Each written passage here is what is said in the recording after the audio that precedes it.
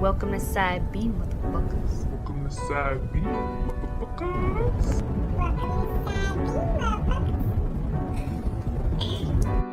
Hey, one goal, one thing, one move, man, that shit don't change. It's real niggas do real fucking things. Real niggas do.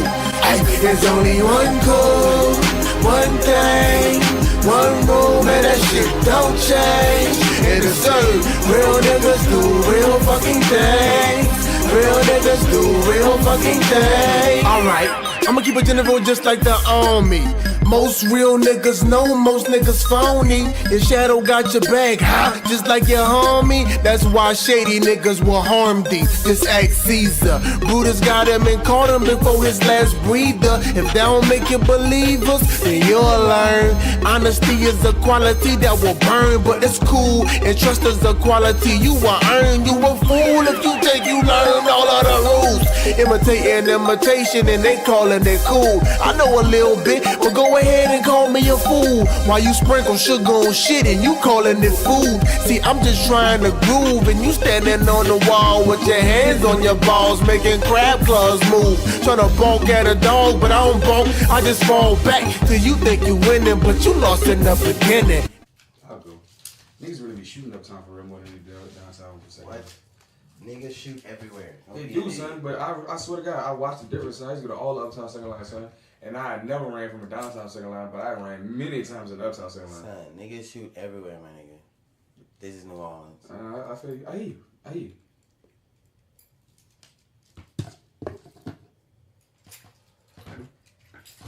Niggas say they from the 9 and they don't mind dying. Son. Well, that's the second line that's in the night ward. That's different. They don't have second lines.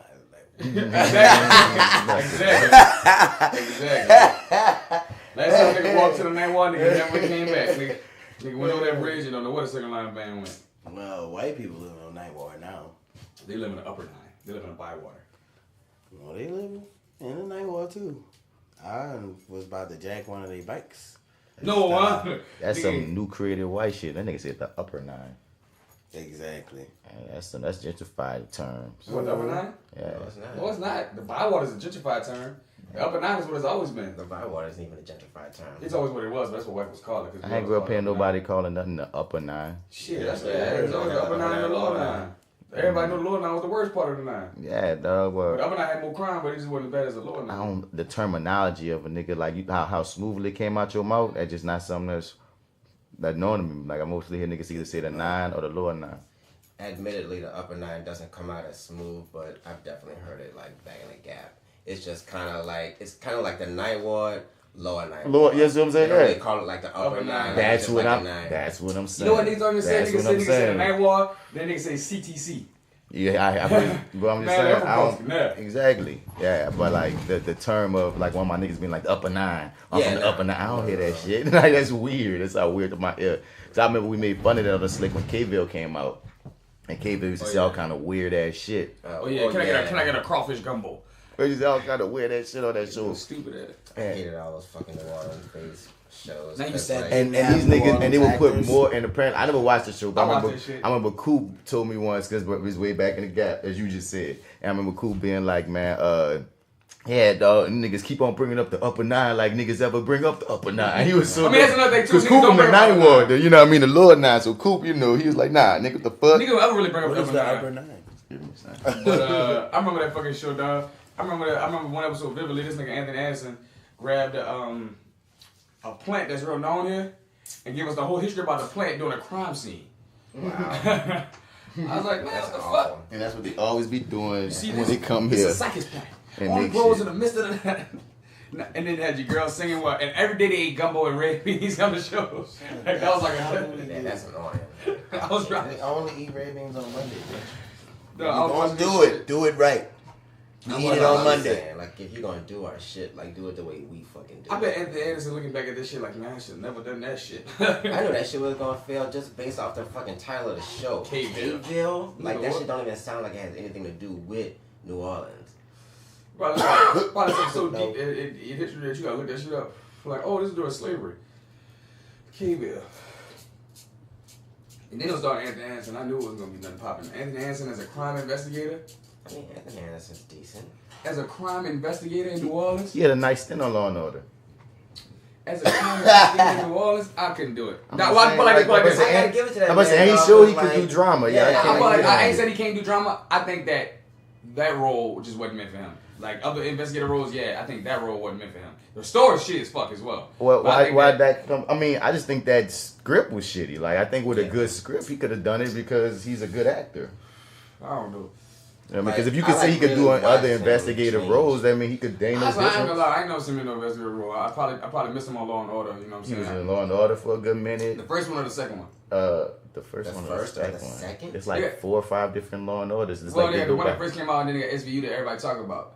You know what I'm saying? They got one with there's Criminal Intent. Criminal Intent, that's the first one.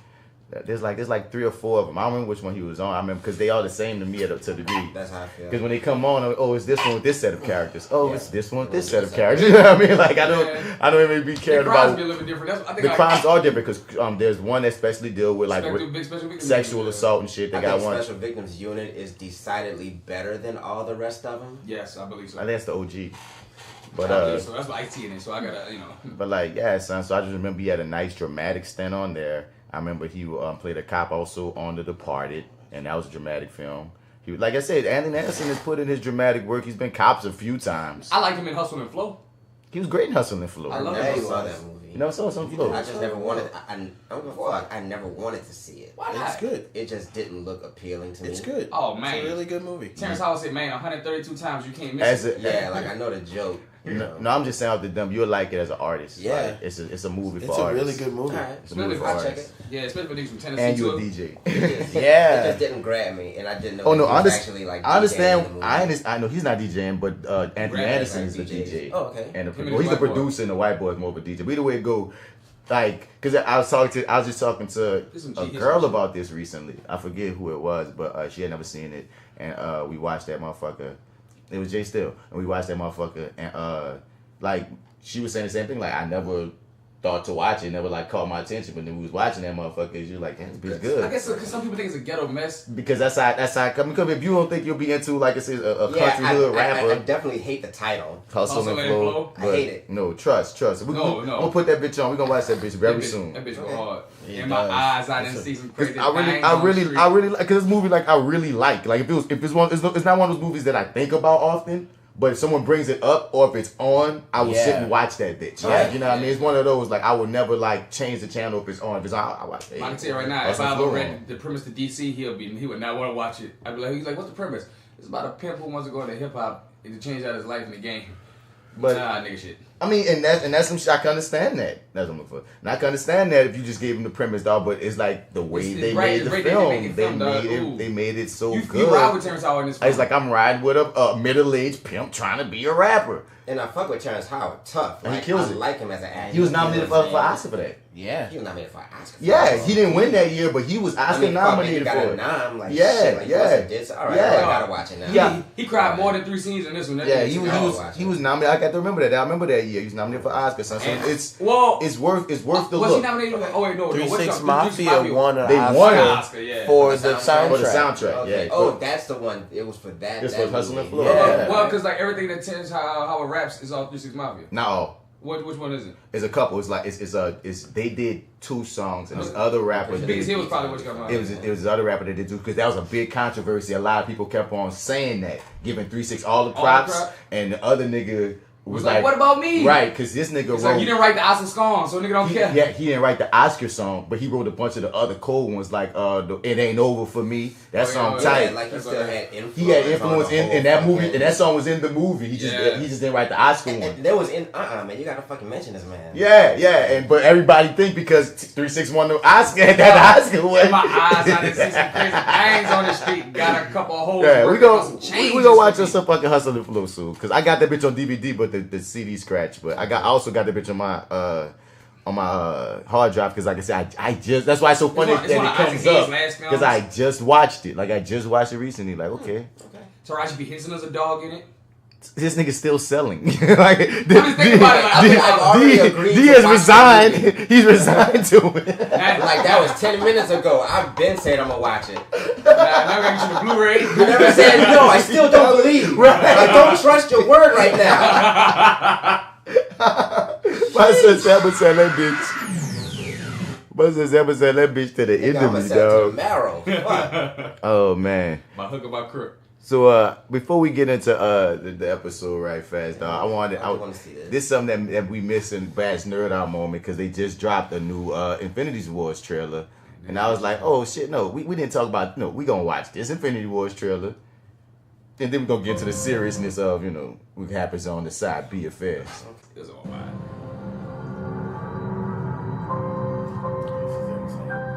The entire time I knew him, he only ever had one goal. To wipe out half the universe.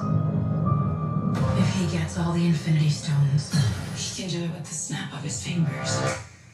Just like that. Tell me his name again. Thanos. All the movies coming together. We got one advantage. All we're going right now. He's coming to us. We have the Thanos ones. So that's what we use. Wakanda. Look at Chris Evans. Beard and motherfucker. Let's talk about this plan of yours. I think it's good, except it sucks. So let me do the plan, and that way it might be really good. Wow.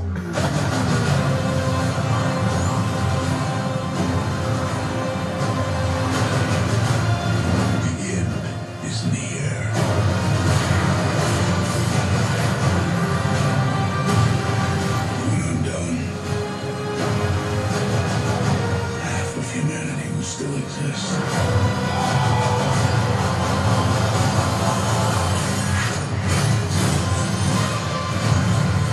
Perfectly balanced. As all things should be. Oh shit. I hope they remember you.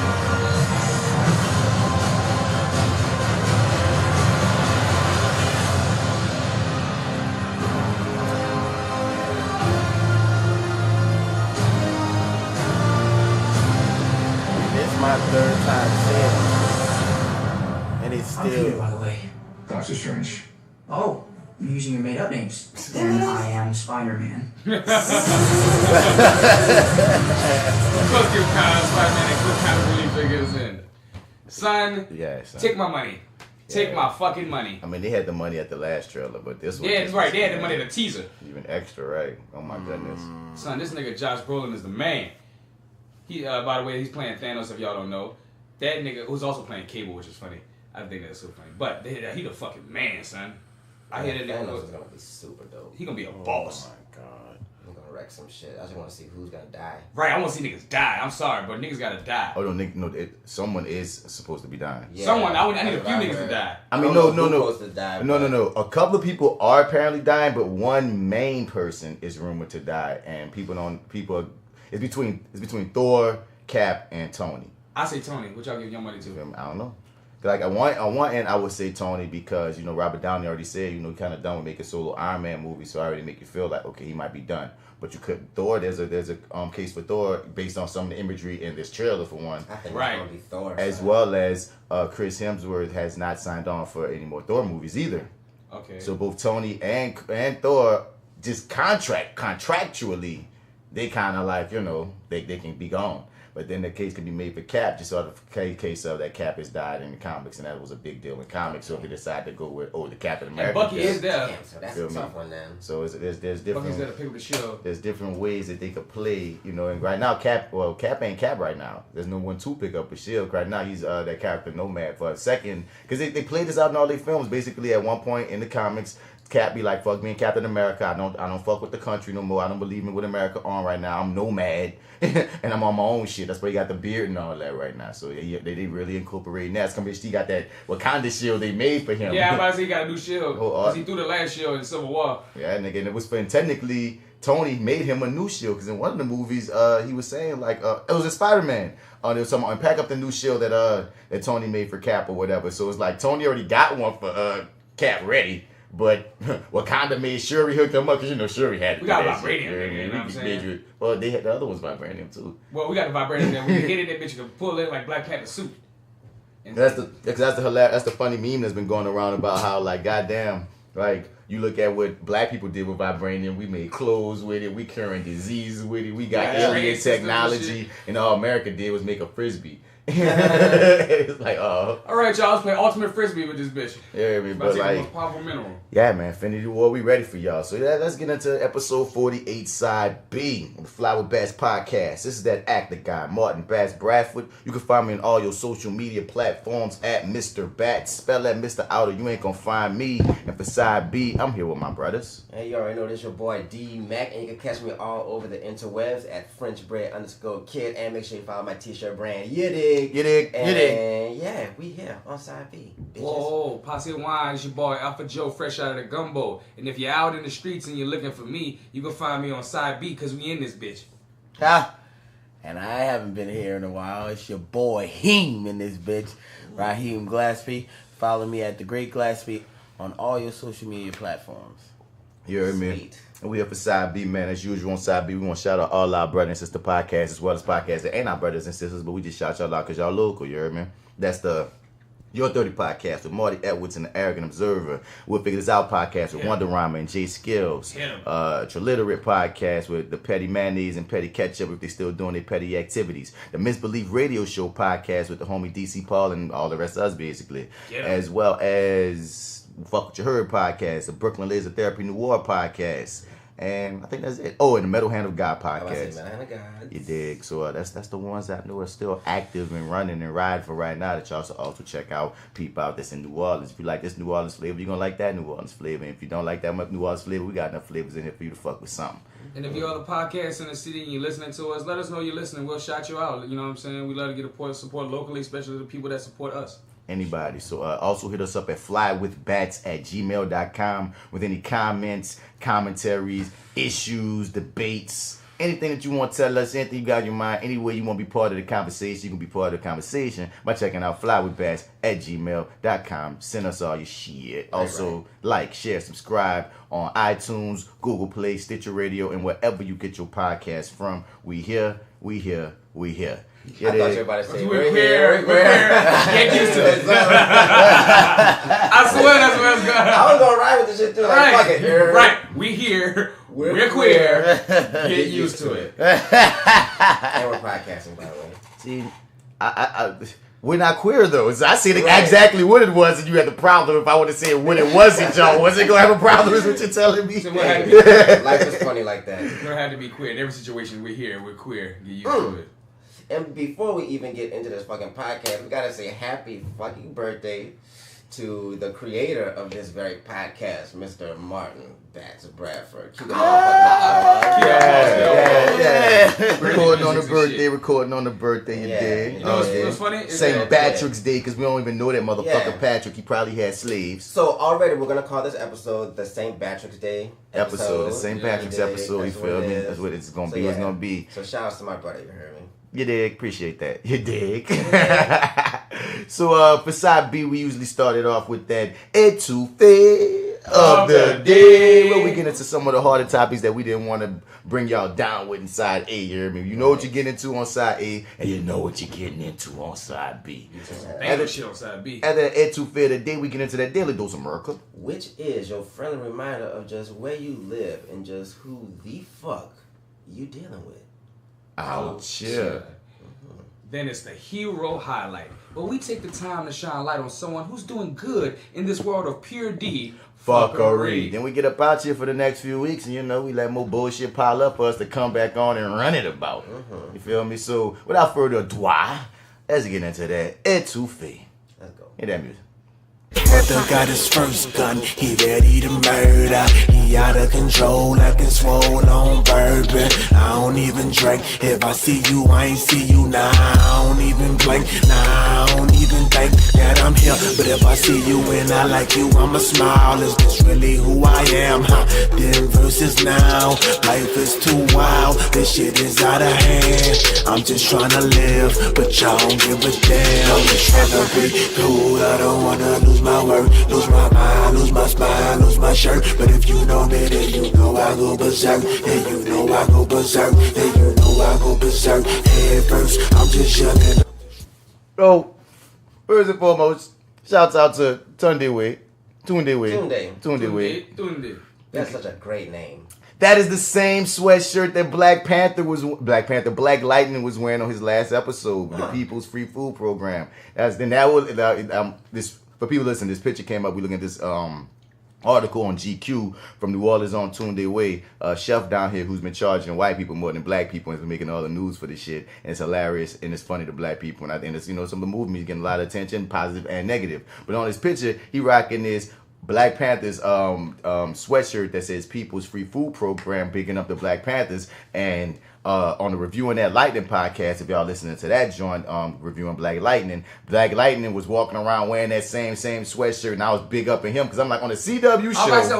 On the CW show, the main character, this black ass superhero, is rocking the whole Black Panthers, not the Marvel motherfucker that we love. No, we talking the real about niggas, Huey. You know what I mean? We talking about the ones that white people for whatever reason still feel like it's the KKK, but black. No, it's not. And that tells me they got a nigga on that board that like knows some shit. Like, we must have some black person in power at the CW because otherwise we would never see this type of like direct big uppage to black people like that. You know what I'm saying? Oh no, that particular show is run by black creators. It's the same people. It's the same people who made Girlfriends, Being Mary Jane, The Game. I'm saying like people even like above them. Right, you know like what I'm saying? Because this shit still gotta get, like, oh no, but they basically greenlighted and shit. Yeah. No, but with them is like when you once they make you a showrunner, you basically do what the fuck you want. You feel me? That's how a lot of networks run. It's just if they probably put your shit after the episode, huh? If something causes controversy that makes its way back up, is when you got a problem. But we say you a showrunner, we already respect what you do, how you do it. We will trust you, especially at least for the first season. We will trust you. If everything's successful, keep doing it. You know what I mean? Because especially right now, everybody down with the black. Everybody want to be black, diversity, inclusion, all these hot button words and these hot button topics and shit. So you feel me?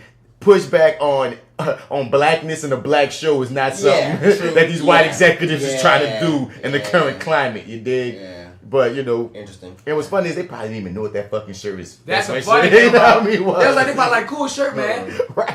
Cool hoodie. We get that from Wakanda. Wakanda. Yeah, right. For sure. Come on, Sam. What is this, Aeropostale?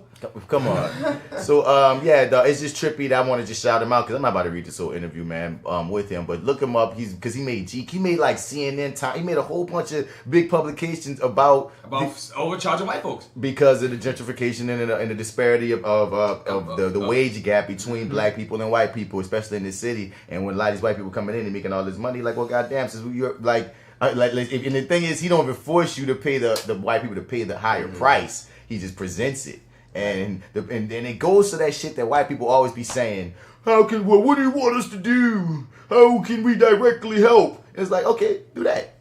That man put it out there, hard up. Yeah, nice and easy. Pay your taxes. It's a black establishment.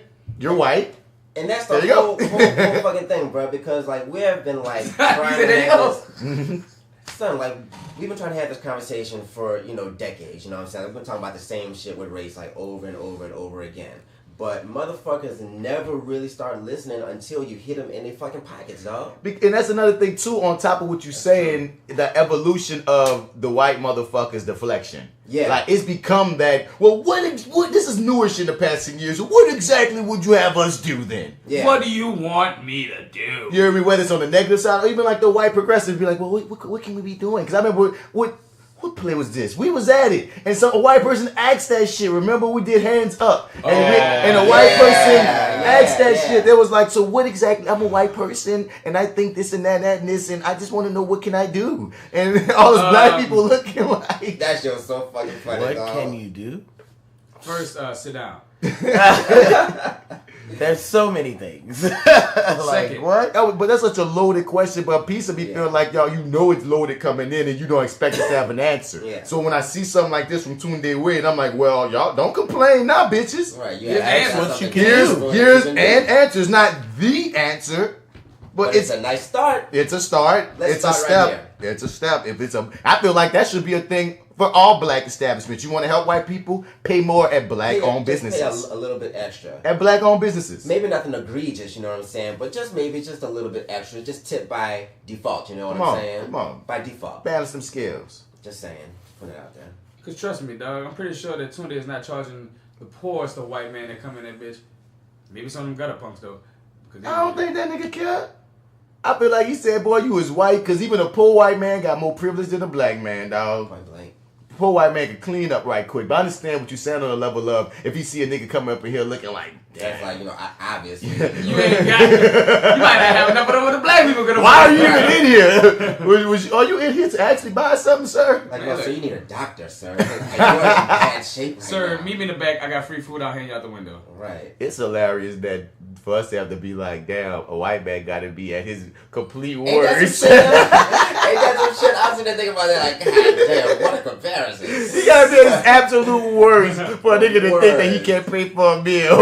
You gotta be homeless, bummy, dirty. Man, Raheem, tell the people out there what is your, how do you feel about giving to poor white people? What? You do not do that. They can go get a job. If they're standing on their 2 feet, they can walk in anywhere and get a job. I'm not giving you no money. What? I can't do that. I'm not giving you no money. I will wave at you and everything. Hey, but you're not getting none of my money. Not in my car. That barely moves. Fuck that shit. There have been many times in the past where Raheem has side-eyed me for giving to poor white people. What? I might see, like, you know. How dare you? Don't do that. He gets mad. No, don't do that. Don't do that. I understand what he is so saying. mad. Don't do that, son. What about a poor white woman? Don't care. do that. He don't care. He does not care. What? Because I think who I was giving to was a poor white woman. It was. Yeah, it really was. Why were you doing that? He does not care. She ain't got no kids out here. You know what I'm saying? There's a lot of circumstances that it's gotta be like real. You know what I'm saying? She got no kids out here. It's just her. She looks healthy as fuck. Like so like basically all you're saying is that if she would just at minimum take a decent shower and comb her fucking hair, she can walk in a place and find a job. Emily could walk her ass in there. Yes, she could. Yes, she could. And give her a fucking good smile. Hiya, how are ya? Let me.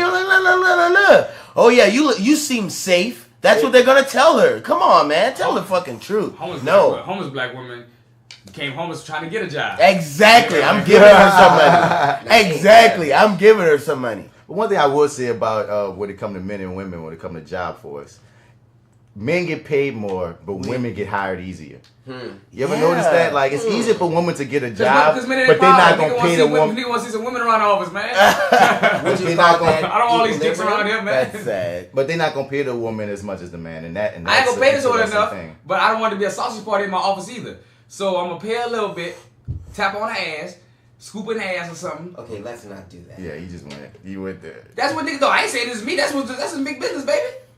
Y'all watch Bad Men? That's a show set in the 50s and the 60s. Niggas ain't changed, bro. In 2018, we get all these suits, nigga. What happened in 2015? None of them suits are popping up because this shit was still happening, nigga. Things are changing now. Niggas on the run now.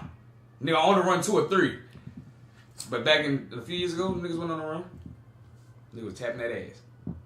I can't say I fully agree or disagree because there's merit on both ends of what you're saying. But yeah, I just noticed the thing I noticed. My nigga went in because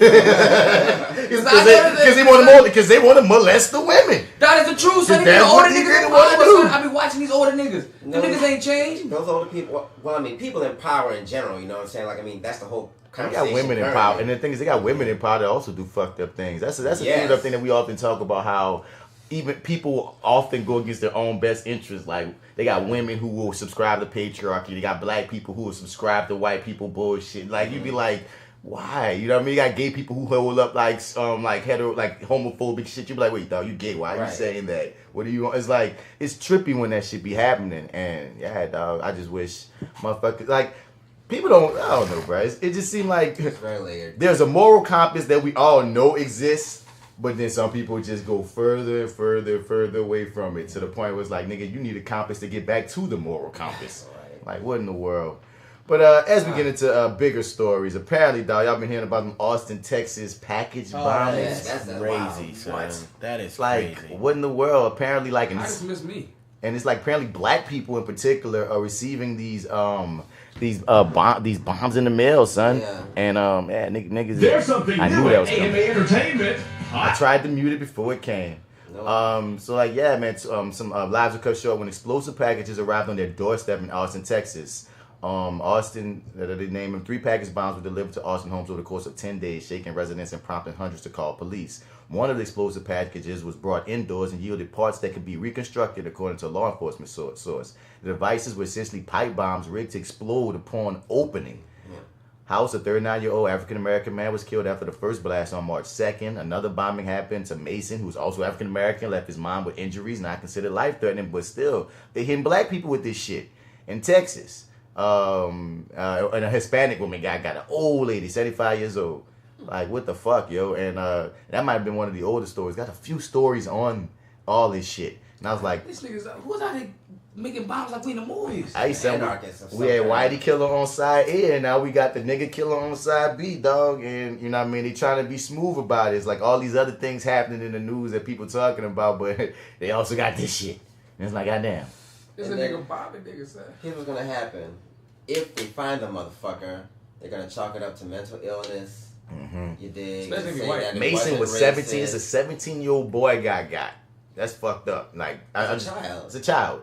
But keep going. I didn't want to cut you off, but I just looked at the ages. I was just saying, like, we all know it's essentially gonna boil down to the same old dumbass fucking story that we always get. Like, it's not gonna be about race, and he was mentally ill. It was completely, like, just confined to Texas. You know what I'm saying? Like, it's not. You know, do we know if the bomb was white yet? We don't know if the bomb was white or black yet, but the fact that they're talking in black people makes people think that the person white. But I was just about to see the other side of it. But they got other races that don't like black people. I mean, yeah, obviously. So that makes me wonder if it was an Asian person, which way do? Because we don't get that much. Like, because usually we know if it's black thug, throw them under the bus, no matter if they're the victim or the perpetrator. White, mentally ill, like what you're saying. But what do they do in their age? We know, and also if they're Arab Muslim terrorists, we know that. Yeah. We know that. I think with the Asian part, What they think they would subscribe it to mental illness. They'll go white they with would them. default to white. Hispanic, they'll go black. Yeah. That's funny. Hispanic, you a thug. Where they go Native American? If it was Native American, motherfucker. Black. They think they'll go black Native American? Black. I think you see like a nigga sitting at the top of the judge thing, and you just Right, giving your pronouncements. I just feel it, dog. I'm telling you, dog. I can see it. I can see how you bitches White. do it, dog. What? Black. He That's look at that it, bitch. dog. I wish you all. I wish racist. y'all can't see this, but D-Mac is doing this motion with his hand that's just so fucking royal. That's what's making us laugh. It's this royal ass hand motion as he decrees upon the people what type of punishment they shall have. Is it Off with his head. Off with his head, right? Oh man, son, but like that's an interesting thing. But I don't know, dog. This is just trippy. I don't think Asian be chalked up to mental illness. I think all depends on what kind of Asian you is. It might be chalked up to mental illness or not. You a Vietnamese, they might just throw you in the back somewhere. You know what I'm saying? It's depending on status. Maybe. They'll throw you in the back somewhere in jail. I think you won't be seen no more. Vietnamese people, they're the niggers of like Asian people.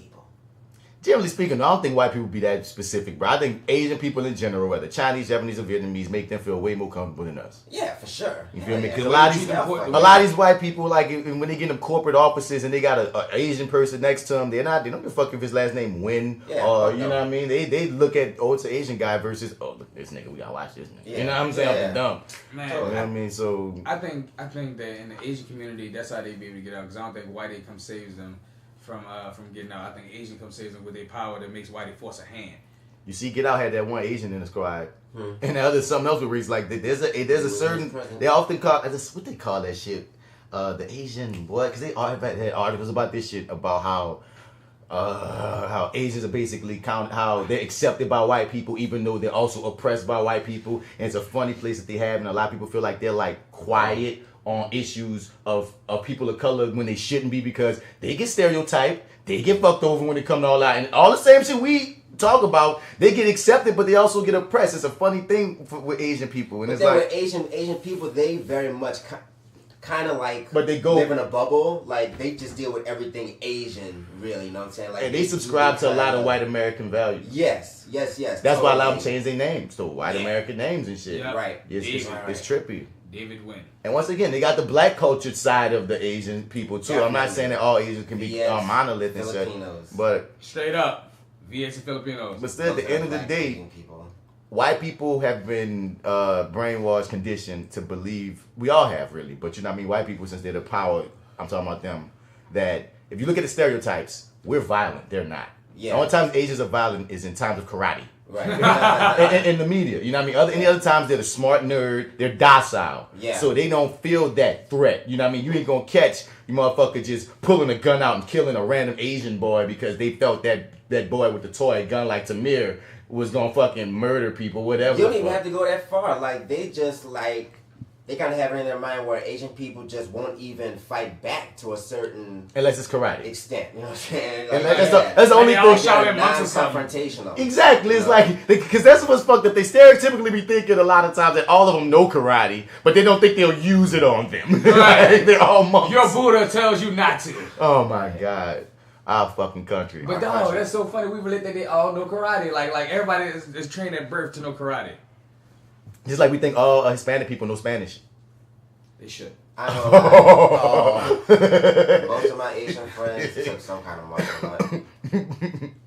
Which might be racist, but... That's your Asian friends, because I remember I went to McMain and we had a high population of Asian friends, and a lot of them niggas ain't know no karate. They was getting beat up. I know a few that fought like niggas. Like they scrapped, they had hands, but they ain't know nothing how to do shit with their feet. Like they ain't fucking practice. Hey, we gotta remember your background, D. You a whole martial artist out here, so of course you gonna do some martial artists as Asian people. Right? No shit. The ninja of the squad talking about most of the Asians I know ninja shit. No shit. Really? You know Ryu and shit, nigga. That is so interesting. And for the people listening, I will say it again and again. D-Mac is a ninja. Because I need you to tell me, what do you call someone who knows acrobatics, martial arts, boxing, and dance? When you throw all that shit together. Besides, that nigga can disappear too. I can just vanish. Like right here. That nigga a ninja. Yes. He a nigga ninja. The nigga ninja. It's just so useful. The movie's coming, y'all. I don't know how we got on the nigga. What you said, sir? The movie Nigga Ninja's coming. Coming soon. Captain Extra Extra meets Snowball Man meets Ninja Nigga. And the team-up event of Gumbo Monster lore and history in the making. We will see it all happen to take down that crazy chick from Not All Men and that crazy guy from Details. Coming soon. They teamed up? YouTube.com Gumbo Monster 504. I guess we gotta make that one now. How we gonna do that with you two of the characters? I was like, this nigga Snowball Man is gonna be a stunt double, I guess. I guess so. Snowball Man gonna have a mask. Well, Ninja Nigga gonna have a mask. There we go. We could get anybody to be Ninja Nigga and just have you voice it. Like the Power Rangers. They just do, the Ninja Nigga just do movements and Devin just come with deadpan. Yeah, you've been defeated. Your back is broken, Eldridge. Your back is broken, Eldridge. But yeah, back on this shit. We just went all the way because this is such a depressing thing to find out that you know niggas are getting bombed, son, in Austin. Specifically, niggas are getting bombed in Texas. Like, where does this go? Does this end? Do people give a fuck? I mean, it took Will Smith and Jaden Smith to come with water for Flint for things to start changing. And big ups to them. Damn, I didn't put them in the hero highlight for that. But it's all right. They didn't make the list. Yeah, straight up and down. They should make these niggas, dog, the Smiths. Like, I fuck with the Smith family, dog. Like, even though I keep saying that Will Smith can start a cult, so I'm afraid to talk to him one-on-one because he's just aggressively charming. But, yeah, dog, like, their whole squad, the kids are free. They do what the fuck they want. Will's on Instagram now giving inspiration all day.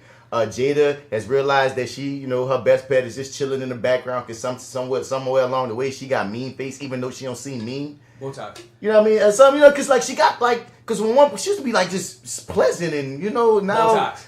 I'm not here saying it. I'm just not gonna go on record to just. I'm just not here. But I'm just because I feel like nigga, I'm not attacking the Smiths. I won't be. I'm friends not gonna with them attack. in the No, future. that's not attacking. I won't be friends with them in the future. I cannot confirm or deny what you're saying over there to my right. All I'm saying you're is extreme right because I'm to your right. You a bitch. AlphaJoe to the extreme right. Raheem, what you got to say, nigga? I ain't in it, son.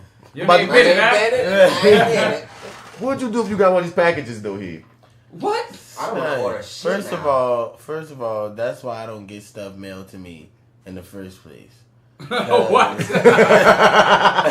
What? I was just saying. I'm gonna send a box to another nigga house. When you try to mail me shit, this right, la la la la la. Nah, son, you Don't ain't- mail me nothing. No, son. No, son. Don't mail me nothing. We live in America. You can't trust it. Oh, you remember those mailing that shit in the air that could kill you?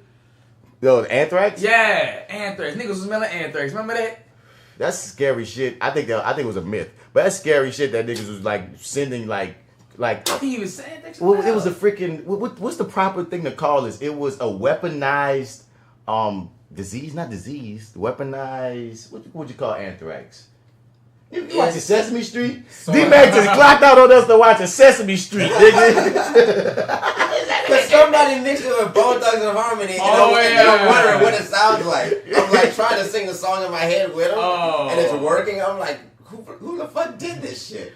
But no, yeah, anthrax is like weaponized. It's a chemical. But weaponized chemical. But would we call it a disease? Nah, it's like something you gotta smell it. It poisons you. That's what it is. Yeah, it's like a poison. Weaponized poison. Yeah. Chemical warfare. Nigga, that's some fucked up shit. You open your shit and then your skin just peel off, nigga. Like what? Yeah, that's fucked. Nigga, I'm about to die. All of it's fucked, dog. So I, for one, would don't open packages that I didn't ask for. I mean, I believe in that. But Nigga, send me something. This ain't mine. So I wonder what's going. I wonder if in Austin are these people like are their names on this thing? Right. Are people being stalked? Oh, that's deep, son. That's what I'm thinking. Like dog. Cause is that you telling me just 3 people just randomly open up a package? Cause niggas like gifts, and you know what I'm saying. Didn't they say like all the people like knew each other? I don't think they knew each other because one was a 75-year-old woman. I saw something in the news. I don't know if it was fake news, but they say they are related. Let me see. Though the Austin police agree that the bombings are related, they haven't suggested a motive. They also haven't said whether they think the victims are personally targeted. But interim Austin Police Chief Brian Manley did tell reporters this week that they're not ruling out that possibly the hate crime is at the core of this. Oh, you think? He doesn't think the victim's history is a coincidence. Somebody's done their homework on both of us and they knew what they were doing. My diagnosis, number 1, I think it's a hate crime. Number 2, somebody's got some kind of vendetta here. Let me see. Mason, 17, was a musician who set their role at University of Texas. His grandmother, LaVon Mason, is the co-founder of the Austin Area Urban League. House 39 was a father and founder of his own money management firm. His stepfather, Freddie Dixon, who was close with Mason's grandparents. That's what you're talking about. So the grandparents know each other. Was the longtime pastor at West United Methodist Church, So this is money historic black church, and the historic black church that was founded by newly freed slaves. I big up this magazine for not fucking demonizing black people. These was prominent motherfucking positive black people. Yeah. This is some black people with some money that has some businesses, and that's fucked up. That's scary. Because now I'm starting to feel like there is a target if there's some kind of relation to it, and how high they are in the church, people knowing each other with this and that and the third. I don't know, bro. I ain't no investigator. What do y'all think is going to happen? If you said mental illness, you already said they're going to probably chalk up the mental illness. Didn't chalk Dylan Roof up the mental illness? There was all through the news they were saying that now at the end of the day he finally caught what he was supposed to. He got indicted and da. But you remember when the news stories dropped? I remember when the news stories They would dropped. say they was trying to figure out why. I feel like the news. Well, and that's what we talking about. The news will sympathize. It's always that. That's what we're saying. Like that's all. Like no matter what is when that's a guarantee. That's almost free at this point. Let's move far from this one because it's not like it get any better, dog. Right? I'm gonna throw this one at you first and foremost, dog. So apparently, with all the school shootings, they had another school shooting since we've been off the air. The whole talk is arming teachers. You a teacher? How you feel about that shit? That is not a good fucking idea at all, because like everyone already predicts, black children are gonna get killed by these white teachers, and that's just the reality of the situation. You know what I mean? Like, I don't want that to happen. Why? First of all, if we're promoting a safe environment, right? These kids are with us for 8 to 9 hours. You know what I'm saying? Out of 5 days a week. And we're supposed to promote to them that you come here to be safe. And now we're the people who have guns, and I'm sure some asshole is going to point it at one of these kids. Right. Then imagine what that's going to do to their brain for the rest of their goddamn life. No, it is not a good idea. He who shall not be named is a fucking idiot. Man, didn't they already got teachers that shot somebody already on accident and shit? Yep, already. They got a couple of them, Yeah. and the one in particular is made CNN in California. I forgot the dude's name. I'm gonna be talking about him later on the Misbelief Radio Show. Hint, hint. But basically, like he was demonstrating a gun in class for whatever dumbass reason, and that bitch went off and it injured a couple of students. And you don't think this shit gonna happen? And to piggyback off what he's saying, dog, this is a danger for black students and black teachers. Yep. Yes, because guaranteed. Just like how if cops getting off with being afraid of black kids, what you think a teacher without training is gonna get off with? A white teacher, a white female teacher. Imagine that happening. She getting out this bitch. Because if you even look at what happens when white women be raping these little boys, and they structure that story very differently than when it's a male and an underage girl student. You said it before me, dude. That'd be so imagine the type of shit a white woman to get away with if they shot a big black man, a big black boy, whatever the fuck. Then on the other side is a black teacher. If you shot a white student, they will crucify you. You will be crucified. You shot Billy. How dare you? You will barely get a trial. Nigga. Barely. Nigga.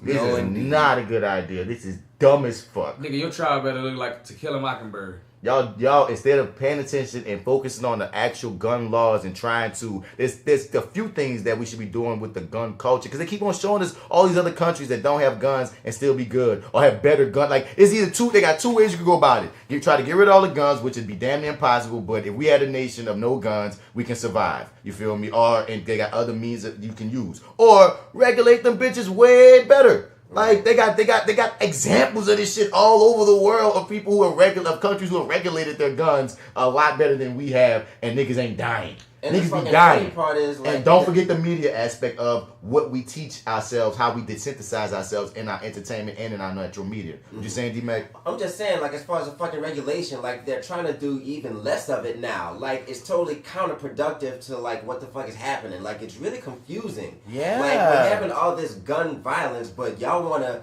add more guns to the situation? Less? Like, right. y'all are crazy. That makes sense. Add more guns to the situation. Right. To more untrained people. To more untrained people. No, they give it to the blind. They got states not giving it to the blind. Yeah, I saw blind that. Niggas get guns now. I saw that article. I didn't read to see if it was too. shit. Unless you Daredevil, my nigga, you shouldn't have no I don't even want Daredevil to have no gun. Fuck no. That nigga just see red and spins and shapes. Fuck that. I want Matt Murdock, get your staff back. I might be the wrong shape. Fuck all that. You know, the black shapes. All black shapes are alike. I don't know what you're saying, bitch. Fuck no. All the black shapes are How alike. racist your census is. Just as a black male teacher, dog, I don't want none of that shit happening in none of these schools. Because when we look at our country, though, the culture of schools are different when we go from country to country, state to state, city to city even. You know what I'm saying? Yeah. So I can only imagine what would happen to a black student in Idaho, Omaha, Wisconsin. Right. One of these places where them niggas is not advanced when it comes to inclusion and shit. And then the next thing you know, we got dead black boys by cops and teachers. On top of that, dog. They're just not safe anywhere. On top of that, dog. We're just not safe anywhere. Oh, no, your kids ain't safe in school, son. But trust me, they ain't giving these guns to kids in the hood. They didn't give it to teachers in the hood. Nah. And the thing is, I don't see this passing, but the fact that this is even an option, right? Like, instead of gun regulations and trying to do mental freaking test on people, not allowing certain types of guns to even be able to get to the public. Because the thing is, it's one thing for people to have guns that feel safe, and it's one thing for a nigga to have a specific gun for hunting. But some of these guns that y'all niggas got on the market don't even need to be out here. Yeah, y'all got like some of these military grade weapons. Nigga, selling at Walmart. There ain't no There ain't no handgun ass shit. You don't need no motherfucking chopper to defend your house, nigga. But you know what, dog? These are two things that happen with most school shooters, dog. They easily go by after they're the age of 16 or 17, or they already got it in their house, so they easily grab it. So, like, that means also as parents, you gotta be better with how you keep your guns. You can't just have your guns that easily accessible. Yeah, you know what I'm saying? Or at least teach your child about gun training, because that's not cool. And also back to the teacher thing. They're not training. They're not teaching their kids shit about guns, except how to shoot them motherfuckers. Yep, and neglect them.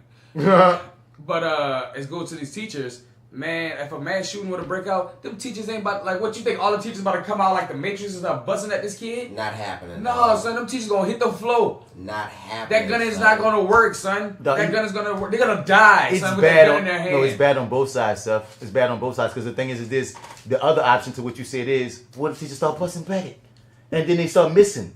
And then other kids, then we got going in the other classrooms. Yeah, it's a shootout. Nigga, you got shootouts between teachers and students. That is ridiculous. And niggas gonna think it's a video game, but this is real life, nigga. And even though it can sound ridiculous and over the top, the fact that it could happen the fact that that's an option as a possibility should make any lawmaker even thinking of this to go, nah. This is the actual reality.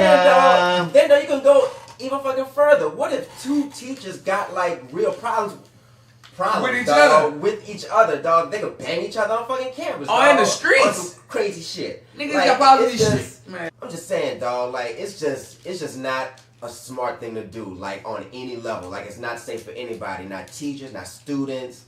Not no fucking body, dog. Like we need better gun laws. Just period. That's just the truth. Yeah, period, dog. Like the That's whole the fucking thing fucking needs to be retooled and restructured. Because mass shootings is an American thing. Right. Yes. Right. That is a fact. A white American thing. It's specifically a white American thing. But you know what I mean? It's happening with black people, but not to the same degree. Nowhere near the numbers the same. Like we often say, nigga, you might get shot going to school or leaving school, but you ain't gonna get shot at school most times at the black school. But these white shooters is crazy. But generally speaking, as Americans, black, white, navy, or pink, dog, it's all our problems. And y'all, like, I don't want none of y'all none of y'all kids killing my kids. And when I say my kids, I'm speaking as a teacher. I got white students, I got Asian students, I got black students, and I don't need y'all motherfucking crazy ass. Alone. You feel fucking crazy ass motherfuckers messing with our kids. Whether it's the dumbass teacher that shot off in the class on accident. And then look at this. They had this white nationalist teacher. I heard about this teacher who had that podcast. I thought that was funny. I want to go listen to this shit and then look at her picture again. And she like, bruh, these people really. Sorry to cut you off. Keep going. But I'm just saying, dog. Like these motherfuckers really be hiding right under our noses. Mm-hmm. Like they be right here in front of us. Look at her. Like that nigga. That is fucking soccer mom extraordinaire, son. Like that nigga that we got fired on the Misbelief podcast. That was a racist teacher. Yeah, right. A racist principal. A racist principal that we helped get knocked off. And on some real shit, that's what also goes into my thinking of what if that lady was armed with a gun? Yes. We don't even know that she got a whole white nationalist podcast in her free time. And if you give this lady a gun, and like you said, Tyrone stand up and he raised his voice a little too much. Tyrone is shot because lady, Diana Volatich, you heard me? Tyrone, this is a Glock 45. Felt threatened and felt like she could prove self-defense. You either leave that's class, all it takes, dog. You get a bullet in your ass. If you feel like you can prove self stand your ground. In a stand your ground state, bro. Come on, son. No. Really, dog. Only on the West Coast can a nigga get a little bit of justice. Like, far as the liberalness of like standing, like nigga ain't no stand your grounds in LA, in California, and the West Coast, some parts of the West Coast. Man, y'all That's heard really a South thing. Wait, what specifically you saying is a South thing? Like stand your ground. Oh yeah, I heard it. Yeah. I mean, I think it's a little East Coast too. Yeah, that's why I say more West Coast. I ain't, Yeah. It's a little bit East Coast, not too much, but that's why I didn't put East Coast in there. But I know for sure it's a South thing. Stand your ground is a Southern is fucking. It's guns. It's guns. Speaking about guns. You feel me? And this is just, I'm standing in the school room right now. A 7th grader recently shot himself inside of his middle school restroom because he was planning to shoot up other students. Trippy shit. 13-year-old boy decided to kill himself. What you? He killed himself. Yeah, nigga. You was instantly with stupid ass nigga. What you thought the story was? I thought he would go shoot other niggas and then accidentally shot himself trying to get the gun right. Like it was some trying to mob ass shit. Nah, nigga. Instead of killing everybody, he thought to kill himself. Oh man. Yeah, it's pretty fucked up. But I mean, you could go kill the squirrel. It's just why you got guns, and I believe this is a black boy. Cause it's at the house, dog. So once again, the black boy said, "I'm not gonna kill all these people," and he fucking killed himself. That sucks. Yeah, that sucks, dog. But that is so tragic. But look at the state that we're in, the climate, as we say, for things like this to be happening. Because once again, and this is one of the biggest ups I'm gonna give to our kids of the day, dog. The ones that stage that fucking nationwide walkout. That nationwide walkout where kids all over the goddamn country was like, bro, no, y'all need to get y'all gun. America, we want to get our gun laws again. We need to get our gun laws again. And I was so proud, like, not even just as a teacher, but even just as a fucking American, like, damn, our children are staging protests. Yeah, our children are coming with shit like, you know what? No, we see things is wrong. We don't want to be scared at our schools. They got this one kid wrote a will. He like in 3rd grade wrote a will. Saw that shit. You know what I mean? Heartbreaking ass stories, because now at this point they've been so, just like how black people have been so many black boys dead in the streets and black women dead in the streets that black people are scared of police. Now students are building a trauma for being at school because they don't know if their classroom is next. So now they're walking and marching and protesting, and big ups to that shit. But they got some schools who hating on it. Yeah, schools blocking and shit. Like they're getting in trouble for walking out. Like Southern schools and probably a few East Coast schools. Yeah, dog. It's crazy. And that's a First Amendment right, and it's so trippy, dog. It's like, so y'all gonna hate on the First Amendment right, you hear me? But y'all see that Second Amendment shit hard the fuck up.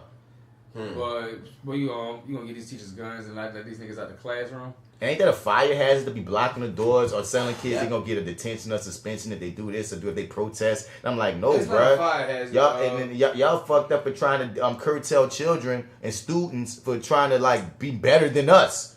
You know what I mean? Not even be better than us, because that's historical, dog. Because if you even look at everything we even learned about in the civil rights movement, there's a lot of freaking students standing up and setting up bus rides and setting up the freaking like sneaking all that shit, man. The count sit-ins. That's what I want to say, dog, and all that. Dog's like, come on, y'all, don't be slow, don't be dumb. You feel me? And it's like it's just an interesting time to be living in, dog. Like we living through the history in our face. But the children are the future. Let them lead the way. Like straight up, children, dog, especially in the last 10 years, I started to notice that children started to step up about a lot of things, like girls defending about their hair. And going to protest about that at their schools. Kids going to protest about books and shit being old and they need to do shit for that. And now they did in America, we got these kids talking about guns and walking out. And also shout out to Nickelodeon for giving 17 minutes. 17 minutes for that walkout. I was gonna say that though. Like shout out to Nickelodeon, son. Nick. And it's like you said, it's a beautiful and it's an amazing thing, dog. As long as it's supported and cultivated, dog. You don't be stifling folk because if they feel that's how they feel, let them get it off their fucking chest, dog. I rather some. I remember when children had to be seen and not heard. Nigga, nah, and now children get a chance to be heard because our children got voices, dog. And I remember growing up, that was the thing. Growing up, you had to be seen and not heard. Nigga don't hear what you got to say. And fuck Morgan Dylan Roof's sister recently. Yeah, fuck her. She can get cooked. She showed up at school with a knife, pepper spray, and weed, and she facing weapons and drugs charges because she was trying to be on one like her brother. You know what I mean? She had a snap that she got arrested. She had a Snapchat that she hopes students protesting against the gun violence in a nationwide walkout get shot.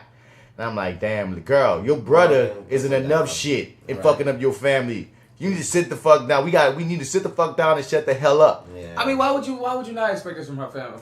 It's not that I don't expect it. I'm saying, girl, you come on. All y'all crazy. All y'all crazy. Obviously. They should have got the whole family and put them to death. I want to see the mom and the daddy. Because I want to see everybody. Like, they all gotta be inbred fucking piece of shit, dog. Gotta be. They all pieces of shit, dog. I don't feel like even read this whole article. Just the fact that you have a sibling in the news, roof people. Just go away, you roof people. Right. I'm gonna start calling you crazy white folk that like be trip out like that. You're roof people. Roofy and shit. You know what I mean? Roof people, dog. But like big ups to the kids, man. Big ups to all that. And I want to say we gotta give much condolences and energy to MARIELLE FRANCO, Brazilian politician who fought for women and the poor, was recently killed, and they got a whole bunch of protests in Brazil because up in arms about that shit.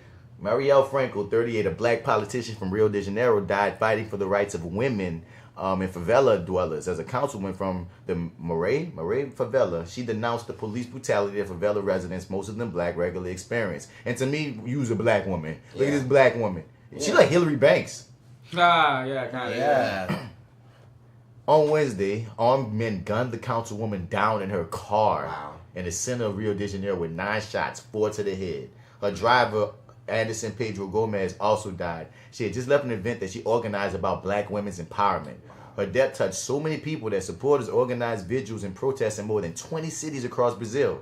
Most of these protests were against the genocide of black people in Brazil. For Afro-Brazilians, Franco proved that a black person from favela could be educated, have dignity, and also fight against a social injustice that black Brazilians suffer from every day. For women, she proved that they could overcome sexism and machismo in Brazil. But death is hitting Afro-Brazilian women who suffer the most from Brazil's violent, racist, and sexist society the hardest. She died because she was a combative black woman. Oh my goodness. Like, this is, man, go look up this story on freaking TheRoofPpl. They're going in talking about MARIELLE, Franco, and it's like, god damn, yo, like, that's once again, that's hard, black women gonna save us all, dog.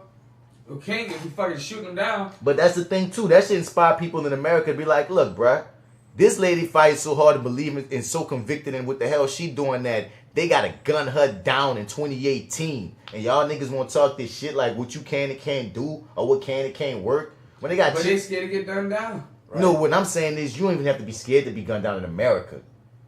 You know what I'm saying? For the most part, that's what I like. At least in Brazil, this lady know that can happen, and she's still fighting. That's big ball shit. You feel me? In America, technically, it's not supposed to happen. To do this, actually. Yes, that's exactly what I'm saying. Because I already know what you saying, but you know what I'm saying. So when I look at anybody here, when they got people that's still fighting for rights that we was fighting for in the 60s, nigga, please say her name. Say her fucking name, dog. This is one of us right here doing the same work that we often talk about. So when you got them dumbass people in America be acting like, oh, there's a separation between blacks in America and blacks everywhere else. No, this lady's in Brazil. She's black and she's fighting for Afro-Brazilians. Yes, it's a damn thing. Because they definitely do kind of have like a big racist culture in that country too. Like if you're not light-skinned, dog, you dark, like you are definitely different. Definitely different, though. Anti-blackness is a thing. It's a wonderful thing. It is what it is. You feel me? Yeah. So, yeah, man. So that keep your heads up. Keep your black up. Go see Black Panther. Go feel good. You hear me? How many times have you seen Black Panther, Ian? I have seen it 3 times at this point. How you feel? It's still amazing. Yeah? Yeah. It is still, like, I want to see it again, honestly. I don't know why. That movie touches me in so many ways. Like all the good ways. All the good ways. Seriously. In all the good spots. Yeah. Like it was all about us in a very good positive light. I got to see a king literally like be a strong ass king. Then he had a whole country behind him and shit. Bitch, nigga, we heard your review on the review podcast, nigga. I just wanted to see how you felt after seeing it 3-4 times and shit. Because, you know, all this stuff in this ETOUFEE can just have you feeling like, oh my goodness, this is our country, man. This is where we live in. This is why you need to be sticking together. This is why you need to be sticking together. This is why, because that's the one thing I do love about Black Panther as a film. It, like when you put up the Wakanda sign to a black person, that means something now. You feel me? It's this funny ass unity that's come about since that movie. And it's, you know, it's not gonna be lasting forever, but it's just a footnote in history for us to be like, yeah, y'all. Right, like it's fine. We see us. Totally, we see us. Totally. It's Wakanda forever. You know what I mean? And then Wakanda can represent all the best in us. And it's just beautiful, like, you know, to see that no matter what's going on, we see us, we got us, and we're going to keep proving y'all wrong. Just like the number 1 and 2 slots in movies right now is held by a black man and a black woman. That was unheard of. Just 10 years ago when they were saying that, oh, black people, that Sony thing dropped saying that black people can't sell overseas, and look what we just did. We cracked a Billy. So, hell yeah, bro, keep pushing. Don't let these teachers get these guns. Don't let Donald Trump be on no bullshit, because this nigga Donald Trump got that porn star lady fucking have a gag order against her releasing any of their conversations, and I'm like, okay, Trump, if you weren't fucking around with this porn star lady, then why you got to put a gag on her? And these She's a very nasty woman. And these Christian Republicans are saying, well, since God ordained him to be president, anything that he's done is fine. Oh, yeah. Wow. I saw those white women. Wait, what? D-Mac and Heem, my resident spiritual people. What the fuck? They got people defending the fact that even though Trump had 3 wives and cheated on all of them, and the fact that he got all this controversy with this porn star, that even because God ordained him to be president, that we shouldn't pay attention to that fact. That shit just gave me a fucking That was in headache. his past. That wasn't when that literally just gave me a headache. That literally just gave me a fucking headache. It's all part of God's plan, like, man. Wow. I don't even know how it's like mentally possible, dog. Like, how can you do that much mental gymnastics, dog? Like how? Like at a certain point, like I feel like even they know it's goofy. Like, y'all gotta know it's fucking goofy at this point. Like, y'all are blatantly just, like, giving him a pass on, like, the most egregious shit that, like, you would never let fly with any other fucking president, dog. Like, racism is a powerful drug. Bruh, oh my God. It's the most powerful, bruh. Barack did way fucking, dog, exponentially less, dog, and they tried to give him way more fucking shit than Trump. And we can't even say it's racism. It's like racism, at least, it comes from ignorance. It's all from fear, dog. It all comes from fear. Fear is dangerous, bro. It really is. We can call it fear, but I mean, just the root is fear. Yeah. Then you get to ignorance, and then you get to all this other shit. But I'm just saying, it's like, very much later. It's but layered. All of it is inexcusable. But it's just funny watching it, like you just said the term mental gymnastics. It's like, once again, Michelle Obama showed her shoulders, and y'all called her a slut. Right, like y'all went in, dog. Donald Trump's wife actually has pornographic type photos out, and y'all still herald her. And the thing is, I don't believe in slut shaming anybody. No. That lady should be able to take whatever kind of picture she want to take. Right. Just like Michelle could have whatever dress she want to wear. But I'm looking at your hypocrisy. Right. Your hypocrisy, people out here. You know what I mean? Anything Barack did, y'all tried to sun him, but like you just said, like this goes without saying. This is the normal black conversation that everybody has, to the point that we're all turning blue of seeing the obvious. Not even just gymnastics in general. That side, the right white side, or the right side period, because they got coons out here. Yes. The right side just do for this dude, and it's like, my nigga, when the history books write it out, and it's all written back, and you read this shit back to your kids, and what the fuck was going down in 2016, 17, 18, 19 and shit, nigga, y'all motherfuckers got a lot to answer for. That's all we saying. It's gonna be a shame. Y'all, Lucy, got some explaining to do. Fuck. Writing a kisser for some of these niggas. What you about to say? I cut you off, AlphaJoe. Oh man, I forgot. I really forgot. Well, go see Black Panther again, y'all, because that was that ETOUFEE of the day. You hear me? That's that same baddie shit. You hear me? That same baddie shit get real. You hear me? It's St.BATrick'S Day, and it's your way. What you gonna do? Smoke and drink. What you gonna be? Party with me. Come and play every day. I don't know, it's kind of catchy, the 80s theme song for your TV show. Hey, my nigga, I didn't stop you, dog. It was about me, so I let it ride. So, time for that Daily Dose of America. Let go.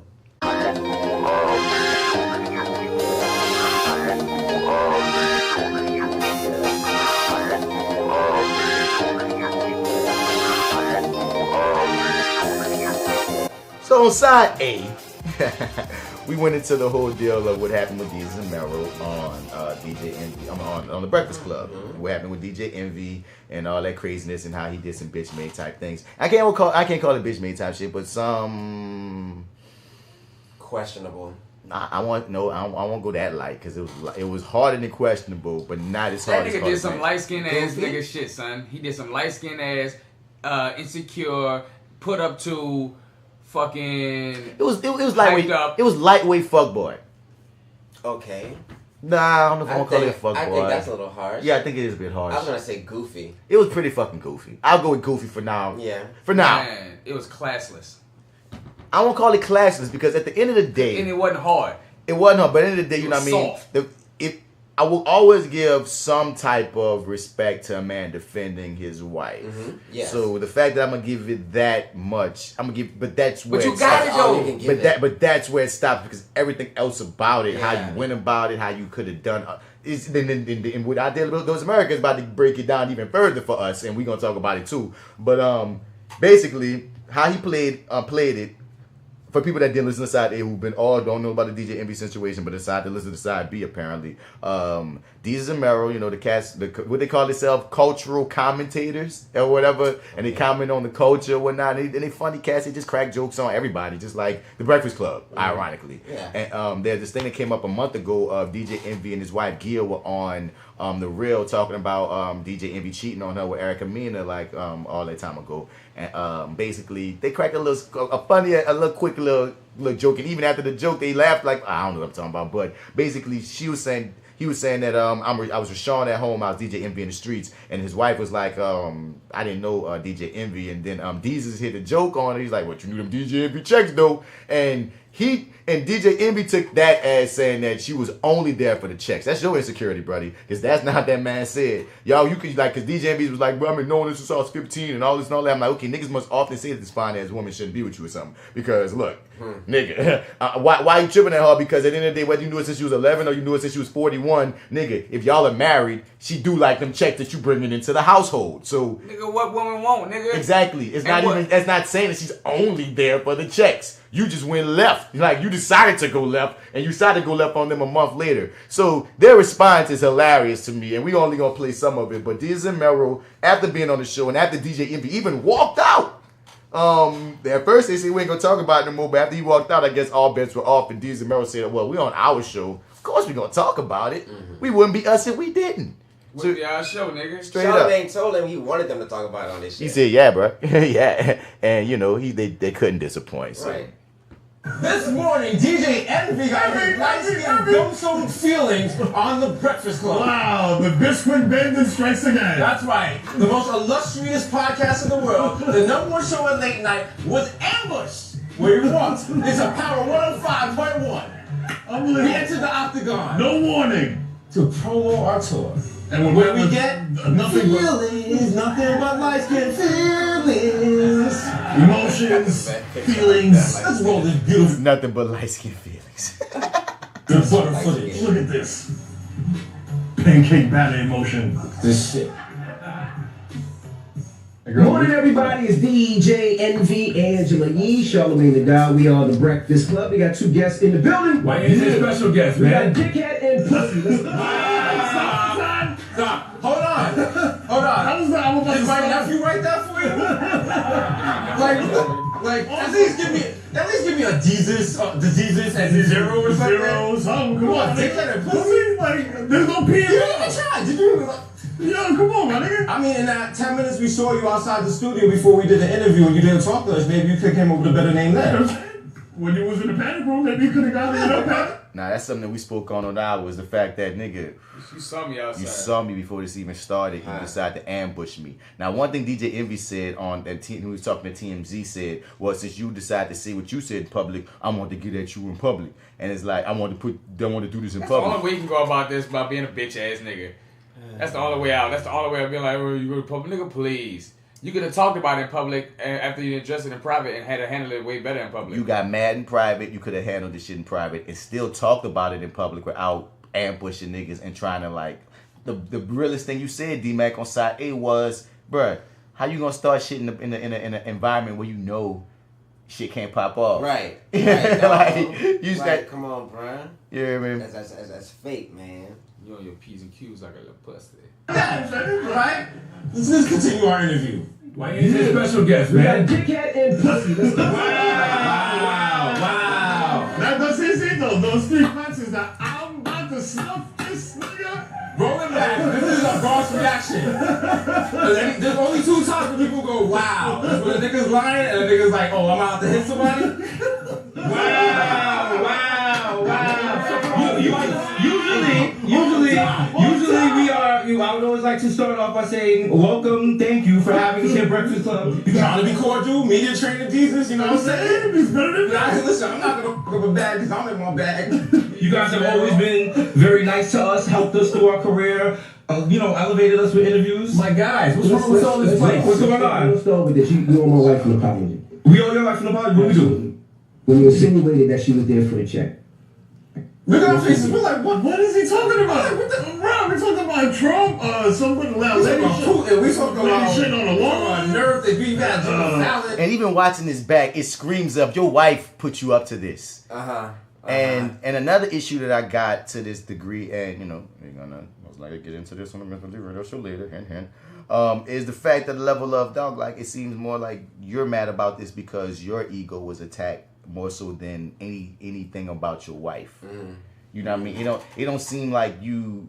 It don't seem like your wife was so hurt. Now you feeling because if it was that deep, like manhood is checked like a little bit. You know what I'm saying? That's what I'm saying. I feel like it's like on some property shit or it's my shit, and you coming because the thing is, once again, it's about money. Because even they bring up later in this shit about have been other people that's been on the Breakfast Club that's kind of sunned you that you didn't go with this much energy at.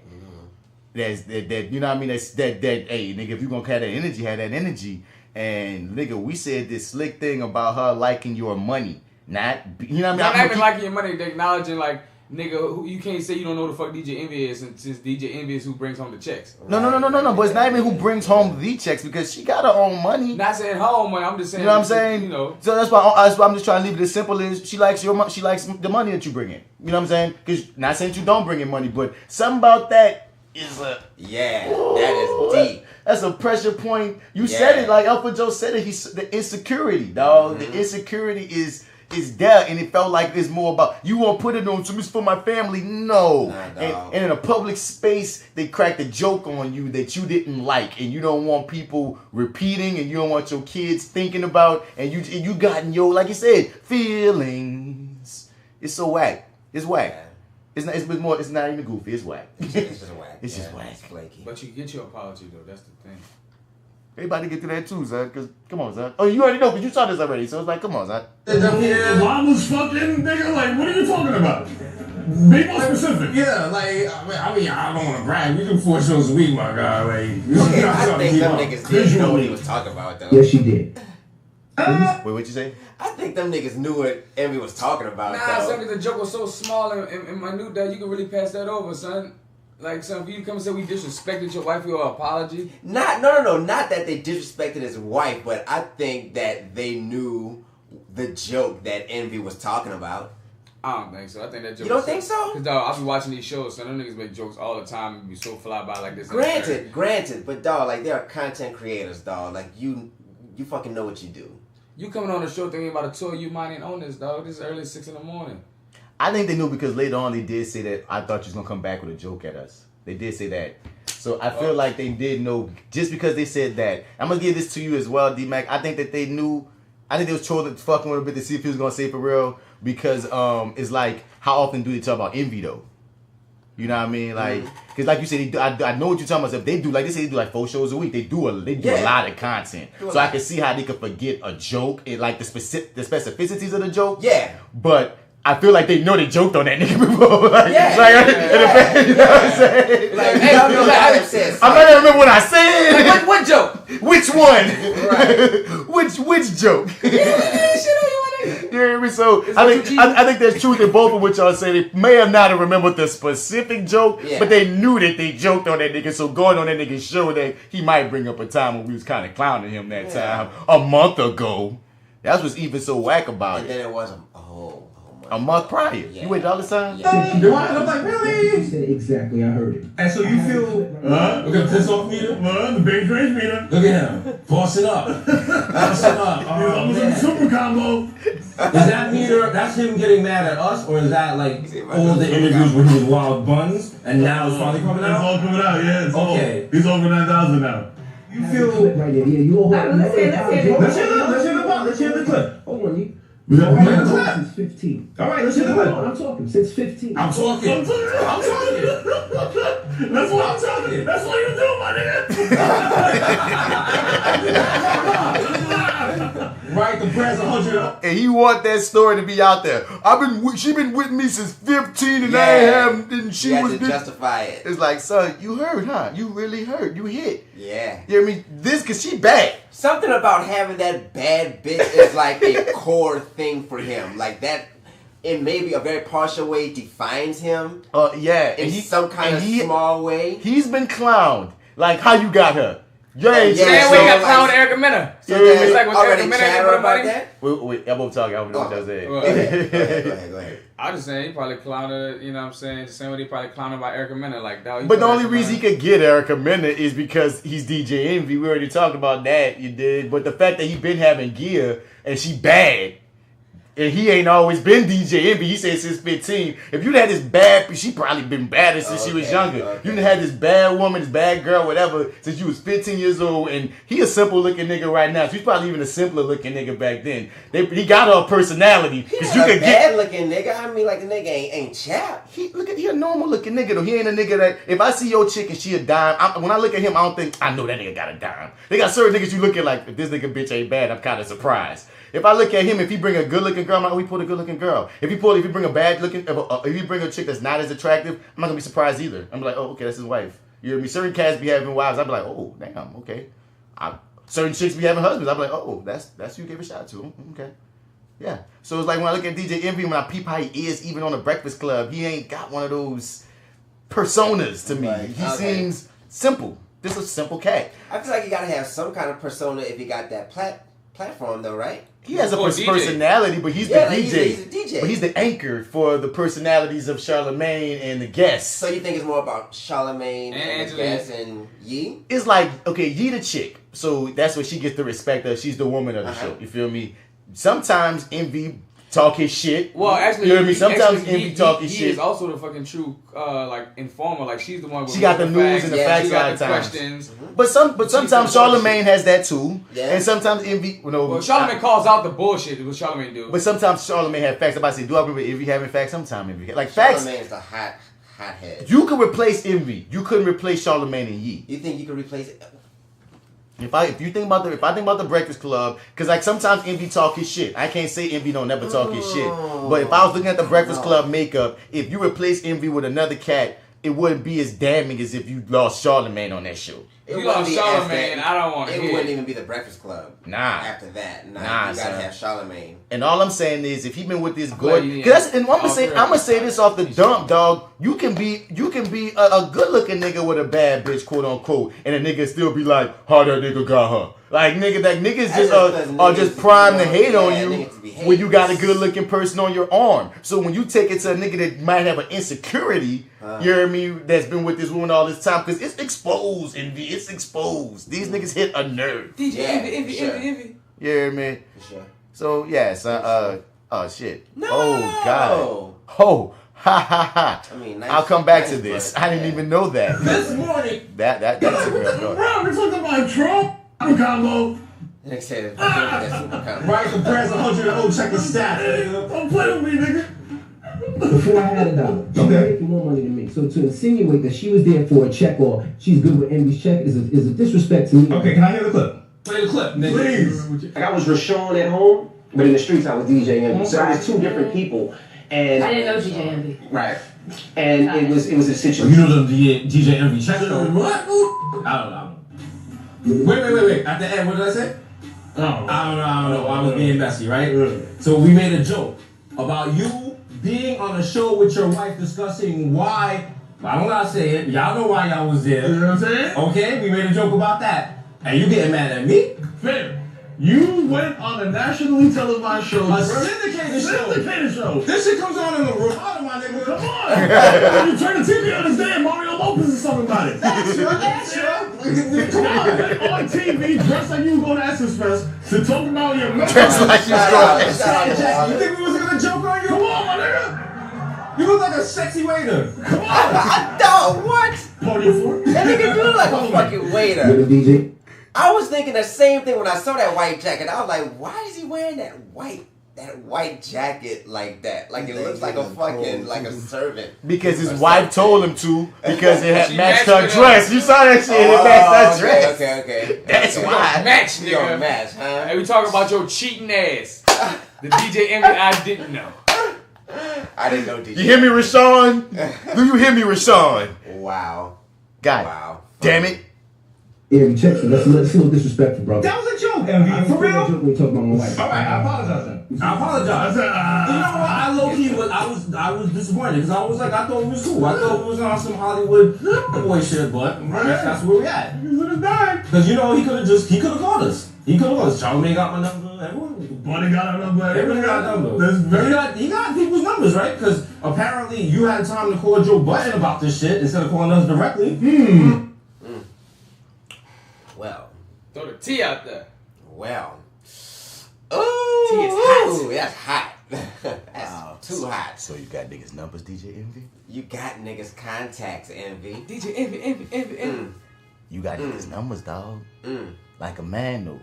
Like a man. Point blank, dog. Like a man, son. If you that mad.